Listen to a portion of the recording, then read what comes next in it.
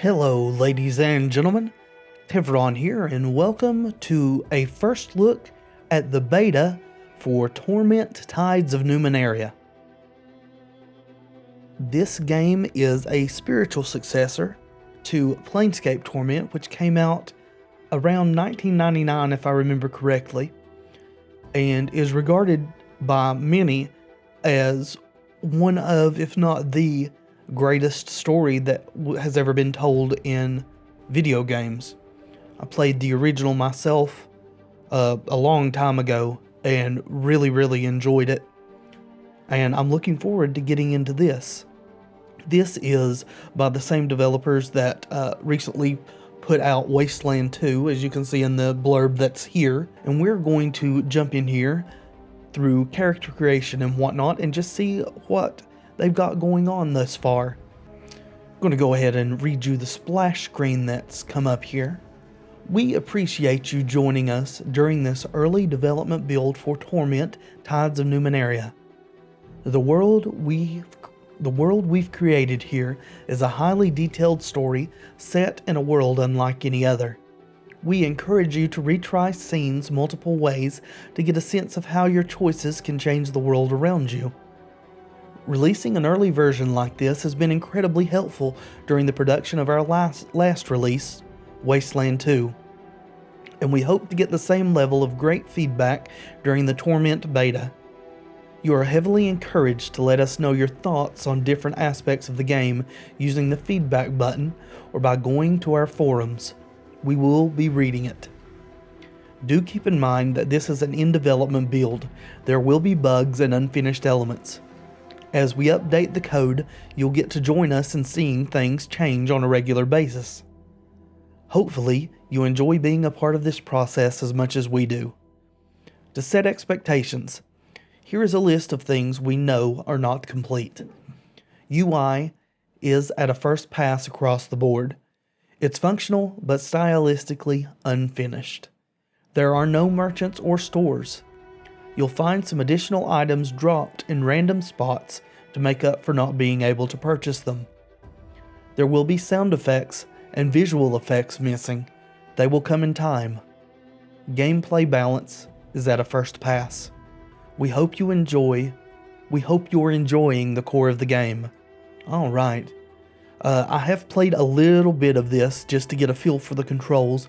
Also changed some of the settings and whatnot. I'm going to take a quick look into the options here and just see if what I changed has stayed. Conversations, yeah, I want the text size to be large, please. Game, yeah, that's what I had. Graphics, I think it did keep 1920 by 1080, but because it looks the same, I've got it in a window, but I'm going to go ahead and do that just to be certain. Don't really care about the camera. Sound is where I set it. Yeah, it keeps reverting there. Go ahead and go there, and then hit save and close. Alright, let's jump in here.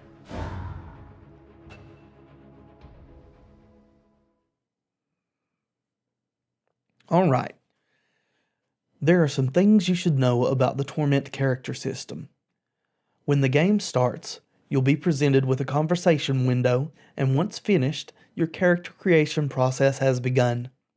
In the first room, Fathom 13, you'll interact with 3 orbs and experience a memory in each. Here's what's happening behind the scenes. If you don't want to be exposed to any mild spoilers, stop reading here. And I'll say that goes also for anyone looking forward to playing this game that doesn't want to have anything spoiled. You probably should not watch the rest of this video because I can pretty much guarantee you that something, no matter how small it is, will be spoiled. And if that bothers you, just a warning so that you can avoid it. When you interact with an orb, you'll decide how to unlock it. Each option uses a different stat pool: might, speed, intellect.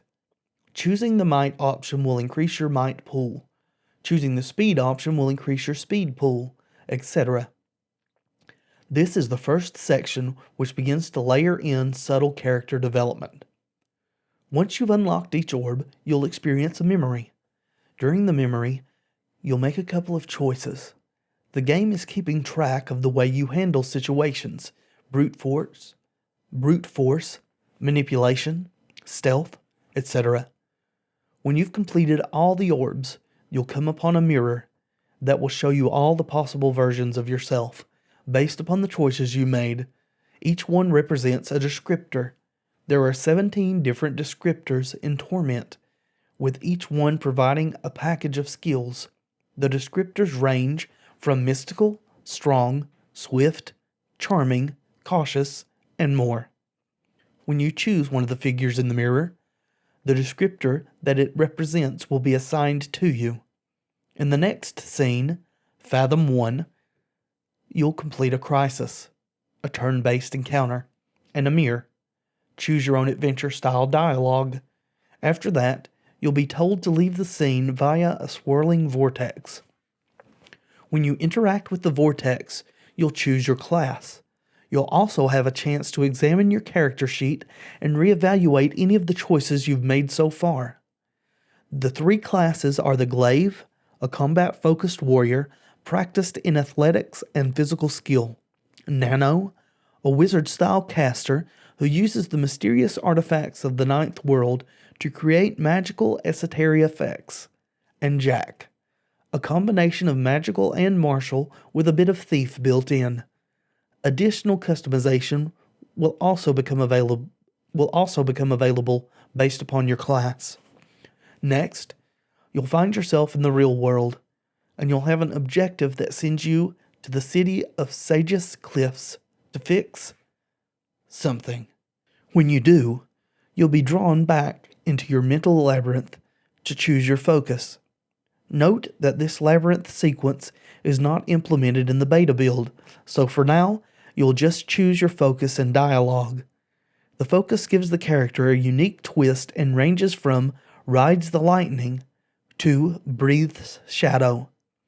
In summary, characters in Numenera are defined by 3 things: a descriptor, a class, and a focus.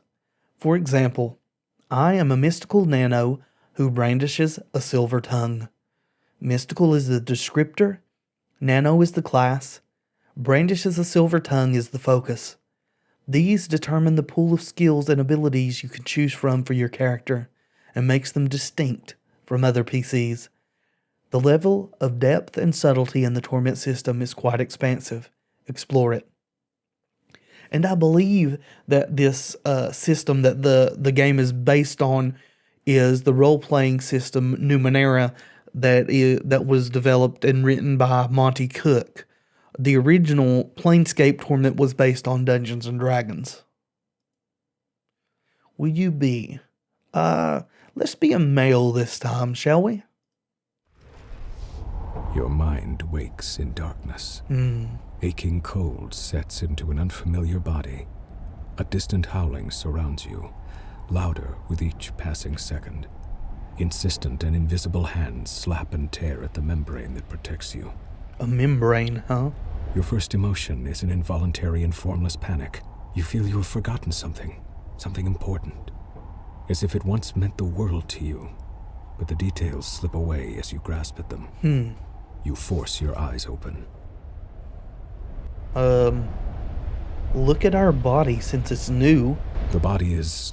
wait, you are wearing a form-fitting suit of some dark material. You recall that you were wearing something much more elaborate a short time ago. You have smooth, light brown skin, 5 fingers on each hand, 5 toes on each foot. Good muscles, strong but not bulky, and slim hips. Your palms are soft, as if they have not done much labor, but scars and burns on the hands and wrists suggest that you haven't always been careful. Why can't you remember this? Yes, why? Without warning, the cocoon that surrounds you shreds and tears away. You are falling. The world is many kilometers below you. Flatten out, try to catch the wind. Instinctively, you spread your arms and legs, and they respond sluggishly. You stop tumbling head over heels. Though you are still spinning laterally, that motion has calmed as well, and you have space to assess your situation, and perhaps to understand the predicament and the body in which you find yourself. Below you, you see a large landmass. A massive ocean dominates the rest of the visible globe, dotted here and there with island chains. Small moons, unusual structures, and strange machines rush past you in glittering profusion as you plummet toward the ground. Study the world. Now you see that this appears to be a huge megacontinent, the only land of any size, on this side of the world at least. Great inland seas and lakes dot the land, and curiously, regular mountain ranges march up and down and across. You are falling toward what looks to be a great bay, a sprawling city perched on its shore just to the north. So we're falling from a massive height if we can see that. Further to the north and east, you see a broad plain scattered with curious structures, visible even from this height. The northeastern portion of this land looks to be a desert, a strange blue dot like an eye in its exact center. It seems to hold a city in its watery grasp. To its west is a ring of huge mountains surmounted by enormous carved peaks spewing magma into a central catch basin. What concerns you most right now is the bay below you. It's coming at you quickly. Try to slow even more. It's fruitless. You've reached a velocity that could, without irony, best be named terminal. Huh. You spread your arms and legs and try to catch a draft, and it looks like you'll hit the bay that's rushing toward you, unless you hit the building in its littered waters. Oh no. A strange web of colors surrounds you, thrown by a figure standing on the balcony of the structure, but it is effective only at slowing your fall. You strike the building hard enough to crack its crystalline structure, and you hear one of the engines that supports it protest and howl, and the agony of the crash overcomes you. And then... darkness. Man, I love the writing in these games. It's so good. It's what I love so much about the original. You fell. You remember falling toward the curve of the world. The ground leapt up to claim you. Impact. You should be dead. If so, this is a strange death. There is no peace here, and your mind aches, struggling to form simple thoughts. This doesn't seem like death, nor like any kind of life you recognize. We're in the dark, with glowing liquid dripping down and a basin of some sort. Jumbled thoughts cloud your head as you study the empty bowl before you. Drops of liquid fall from the ceiling, spattering on the ground next to the bowl. The light from every drop is reflected in the bowl's rounded hollow, as if it hungers for that light and needs to be filled. Yet the bowl remains dry. Another drop falls from the ceiling and splashes across the pylons. Wasted. Examine the bowl. You trace your fingers over the slippery, overlapping scales that spiral up from the bottom of the bowl. The sharp-toothed rim plucks at your skin. It's going to be tricky to move this bowl without slicing your fingers on the edge. You might have to put some effort into it. Reflected light streaks across the surface of the bowl as another droplet falls from the ceiling. So we can carefully move the bowl, which uses might. We can examine the bowl again or leave the bowl alone. So if we examine it again, is it just going to repeat what's already been said? No, not quite. The slick, overlapping scales have sharp, hungry edges that nip at your flesh. Each shining drop of light from the unseen ceiling seems to linger in the bowl's polished depths. Alright, let's move it. Okay, using might. Ooh, what now? 9 difficulty. Last cast off modifiers. You have thoroughly investigated the bowl. -3 to difficulty. Total -3 to difficulty. Level of effort 0. Each level of effort reduces the task's difficulty. Oh, so we can spend points. So it looks like 2 points to bring the difficulty closer to routine. Level of effort 1.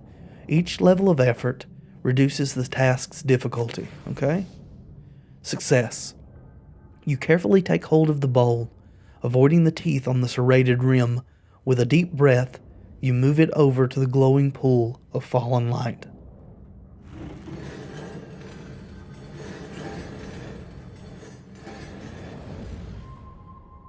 So it's actually liquid light then?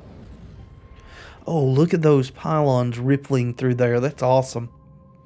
Drop by drop, the bowl fills, ripples spreading over the blurred outline of your reflection. A pale blue luminescence stretches into the corners of the room. A clear radiance spills across the segmented floor, washing away the nearest shadows, and pouring into your mind, melting the ragged edges of your fragmented thoughts. You are not whole, not yet, but you have begun to heal from the damage done in your long fall. A voice calls out from somewhere high above, beyond the reaches of the spreading light. Hello? Oh, Skist. Skist. You're dead, aren't you?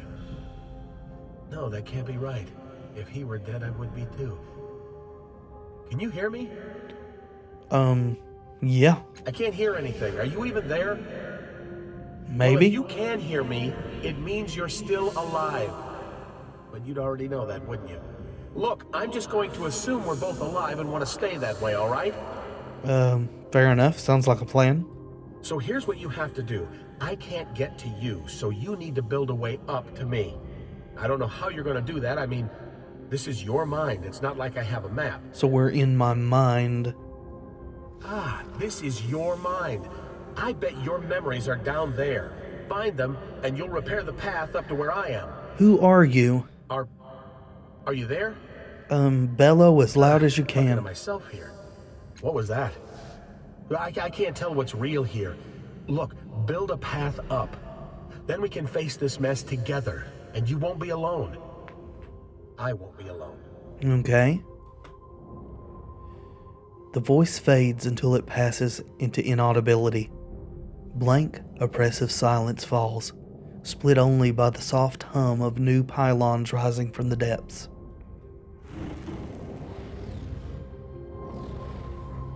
Okay. Oh, we got a path now. And guess this is one of the orbs they were talking about. Can we do anything with this now? We can overturn the bowl. Do we want to do that? No, let's just leave it alone. Alright, let's go get this thing.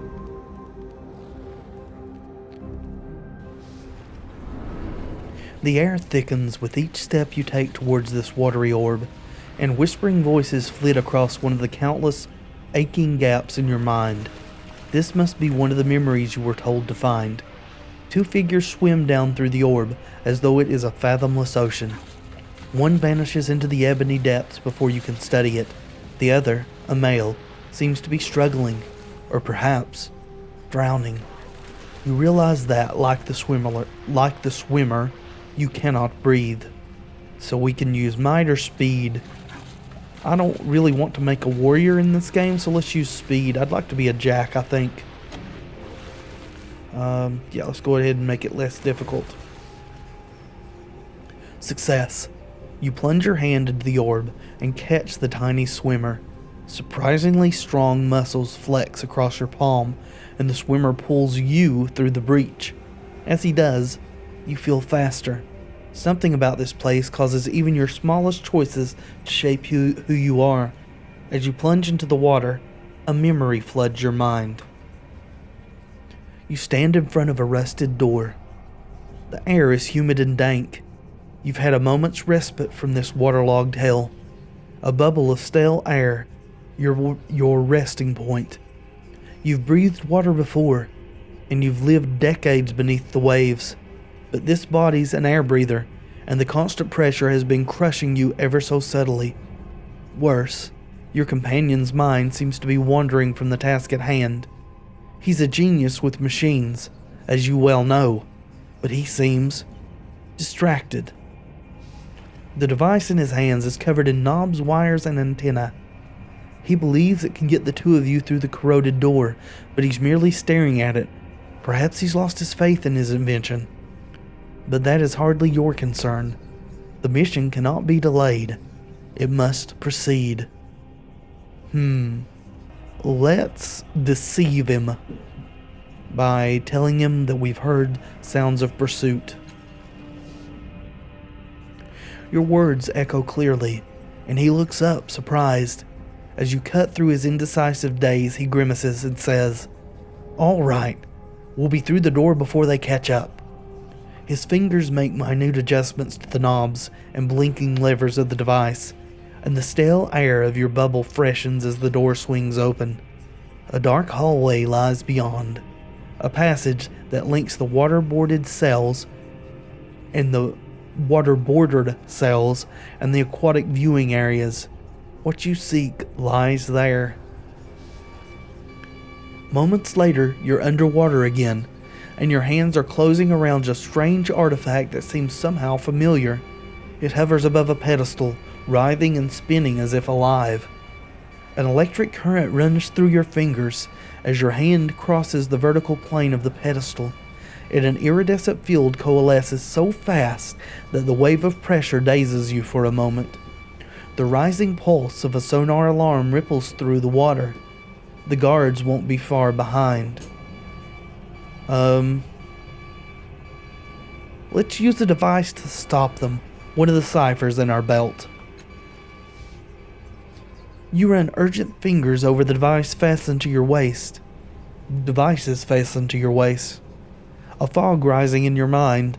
A few can be used against the guards, but will also turn your skin to synth steel or the surrounding water to boiling wax. Hardly ideal. Finally, you find a small silver sphere. Setting the sphere in place, you kick desperately for the safety of a nearby alcove. The sphere whirls and unfolds into a spiraling vortex. The sphere at its center speaks a few polite words in an ancient language, then begins draining the surrounding water into itself with alarming speed. The approaching guards shout, then scream as they too are sucked into the whirlpool and ripped to pieces.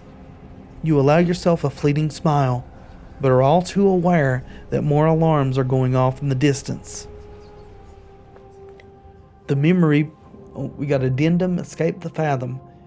The memory begins to fade, as if you were being drawn backward through a tunnel, and you hear more pylons rising from the pit. Something is wrong. The events within the orb have settled into that gap in your mind, but the edges of it are rough, as though the memory itself is not truly yours. There's something else. A gust of sour air pulling at you, like a predator inhaling the scent of its prey at the far end of a dark, whispering field.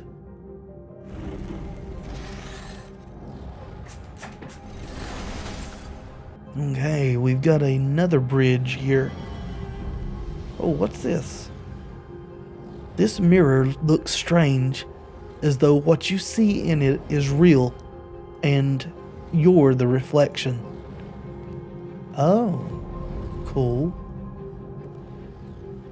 Countless scratches and wounds mar the surface of this door. Someone made a great effort to get inside, to no avail. No sign or symbol tells you what might be behind this enormous door. A dull chill radiates from its bronzed, segmented surface, and the thick metal wheel seems frozen in place. The light around the door's frame dims and flares like a roaring fire in a high wind. So these doors are within our mind? From what I understand? Ticking. This orb, this memory, resembles an eye or masked face. It turns to face you with cold disdain. Mechanisms spin and mesh beneath the gleaming surface, and an ominous ticking begins, getting faster and faster. Two cold facts emerge from the mental gap in this memory, once occupied. The ticking does indeed mean that the device will soon explode, and you have no one to blame but yourself. This trap is yours, built to protect the memory within. So we can use speed or intellect. Let's use intellect. Perhaps that will disarm the trap as well. Let's spend points, please. Success. And we gained 2 intellect. Permanently, maximum is 11. You focus, shutting out the racing ticks of the device, and see hands reaching out, gently cupping the sides of the orb like an upturned face. You feel the connections in your mind increasing, strengthening. You touch the orb in the same way, and the mechanisms within grow still as the warmth of the memory races up your arms and into your mind. You stand beside a woman on a verdant crag. Beneath the two of you is a broad declivity, a flat-bottomed bowl riven by a wide chasm. Moss-covered arches provide natural ingress and egress for the light, and a broad golden disk gleams up from the floor of the valley. Your self-aware, humanoid machines drill into the base of the cliffs below. If you were looking for a sanctuary, and you were, desperately, this seems like the right place. I don't know about this, the woman says, her voice flat, neutral. Her face is turned away from you. What makes this place any more secure than the other ones we've found? Let's charm her and remind her of the time constraints. A cloud passes over the sun as you engage her in spirited, friendly debate. After a few minutes, she laughs, raising her hands in mock surrender. Stop. Your servitors are down there. You've already chosen this as the site, haven't you? She waits for your affirmation and says, all right, I'm convinced. The two of you sketch your plans for the sanctuary, drawing schematics and architectural diagrams. Then you descend into the valley to examine the open ground. The woman suggests having one of the servitors build shelter for your time here. You try to draw one of the constructs away from its task, but it doesn't respond to your voice. When you lay a hand on its shoulder to reinforce your command, it whirls and strikes you across the face with inhuman speed. It turns back to its task, ignoring you. Your companion helps you rise, laughter in her eyes. It seems your construct has other ideas. What's the matter with it? Let's use the Numenera integrated into the construct's body to overwhelm the behavior malfunction.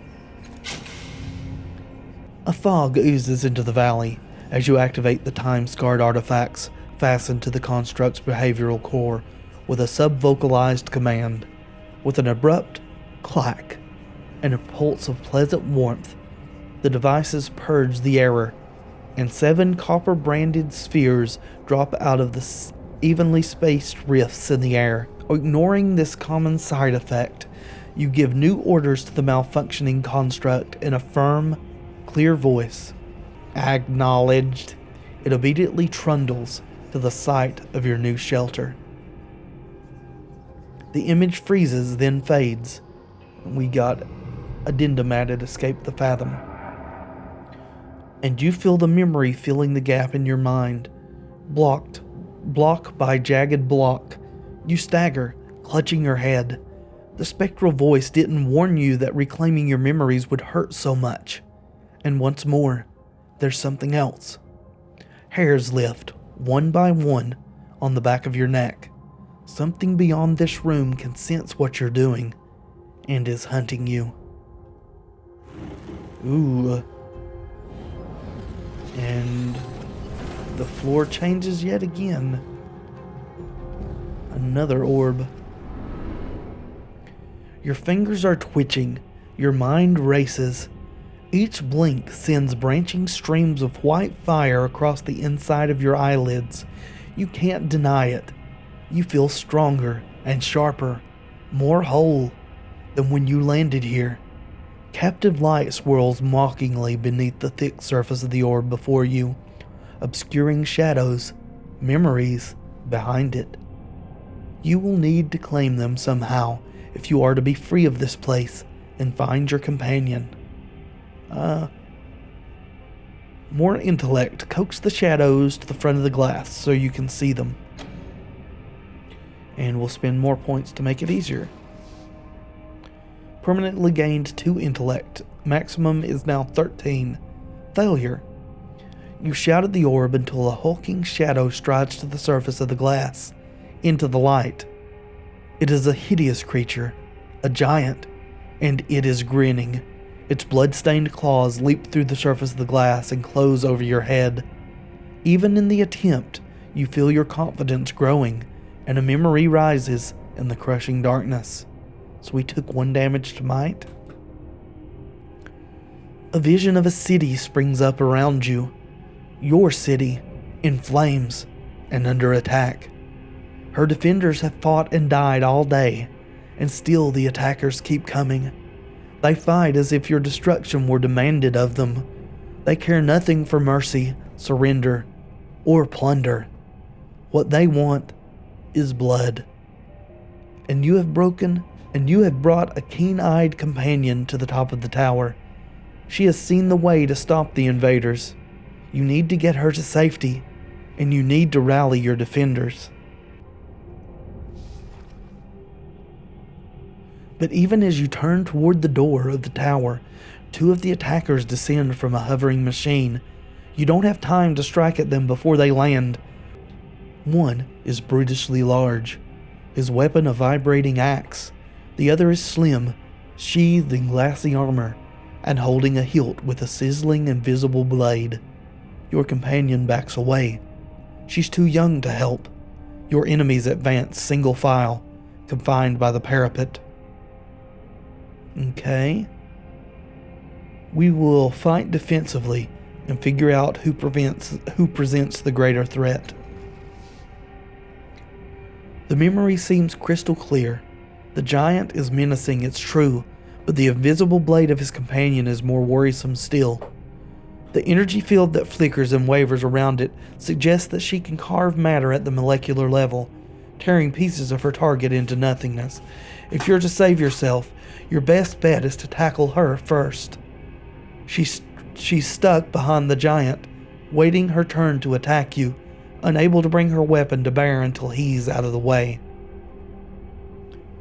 But it's clear that she expects him to handle you, and her eyes rove behind you, her focus on your ward. She's clearly not expecting you to dive between the giant's legs and come up inside her guard. She can't bring her blade to bear in time, and you drive your dagger up under her chin. You catch her before her deadly blade drops onto you and spin her around. The weapon slashes into the giant, and he topples, bisected. The immediate threat ended. You focus on finding a way back to your allies. You open the tower door and rush down the stairs. The door at the base of the stairs is slightly cracked, opening just a bit into the hall, and you hear more of the enemy soldiers beyond. Okay, we will sneak. You press yourself against the gleaming door, easing it open, and your breath catches in your throat as it squeaks quietly. The sound like a bell in your memory. You pause, but the soldiers in the hall continue to talk. You push again, squeeze yourself through the narrow opening, and creep down the blood-stained hall. The memory begins to fade, and you find yourself back in your own body. Your temples throb with the racing force of your heartbeat, and the reclaimed memories blaze within you, like a bonfire on a mountain peak, visible to every predator for kilometers around. A tremor rocks the floor beneath you, as though a massive fist has struck the room itself. Swaying on your feet, you see frantic movement within the borders of a mirror at the edge of the room. Oh, so we get to go to the mirror now.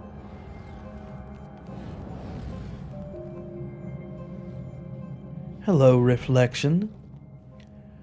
The border of this mirror is lavishly decorated with a dizzying number of interlocked symbols, daggers, masks, paintbrushes, amulets, and more. But that's nothing compared to what you see in the glass. You see a vast crowd of people, exact doppelgangers of you, shoving, arguing with, and fighting each other. Most are drab imitations of you, but a precious few are vivid and pull at your attention. Each of them bears an intricate pentagonal tattoo on their head. Oop, scrolled too far. In their eyes, their actions, you see the memories you discovered within the orbs and the choices you made shining like distant stars.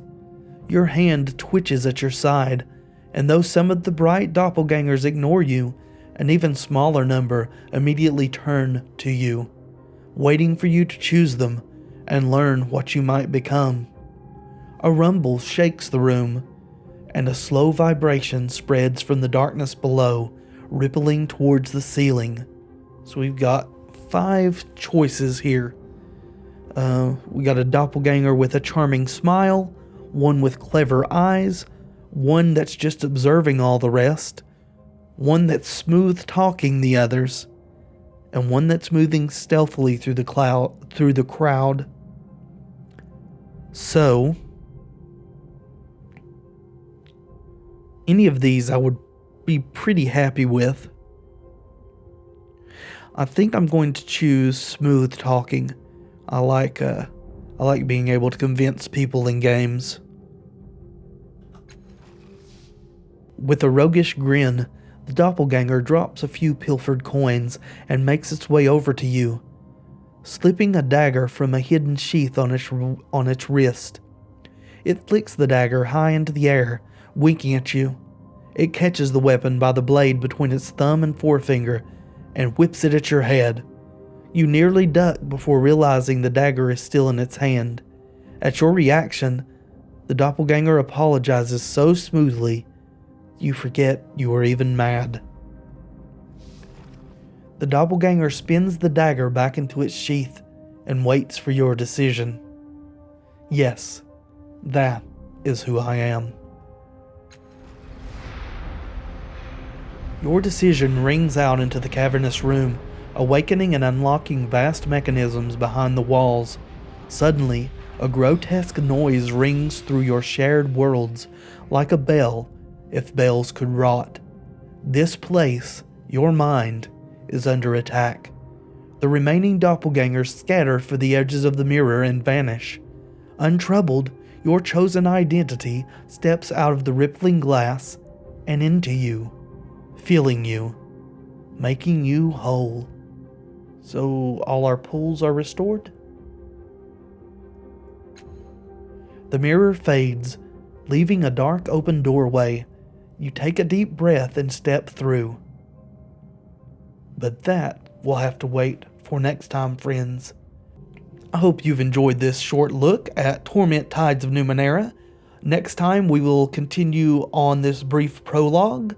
If you've liked the video, please leave a like below. It really does help. Consider subscribing to the channel for updates when I upload content. And until next time, be excellent to each other.